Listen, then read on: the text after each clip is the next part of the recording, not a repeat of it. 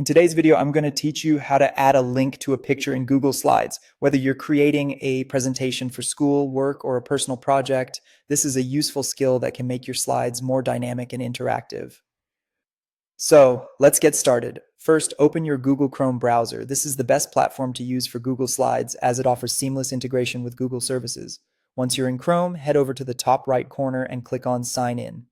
At this point, you'll be prompted to choose your Google account. Select the account you wish to use, enter your password to proceed, and then click Next.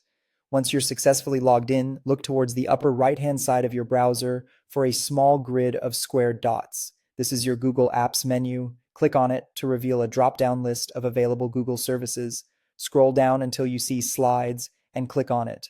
This will open Google Slides.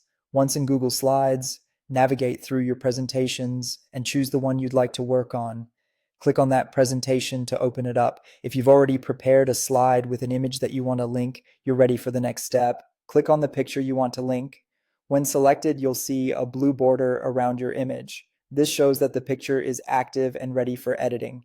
Now direct your gaze to the toolbar at the top of your slide.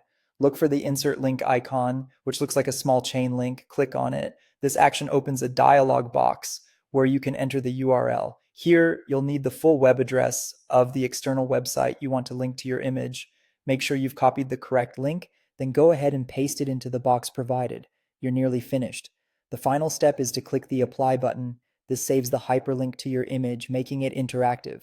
Whenever someone clicks on the picture during your presentation, they'll be directed to the web page you linked. And there you have it. You've successfully added a link to your image in Google Slides.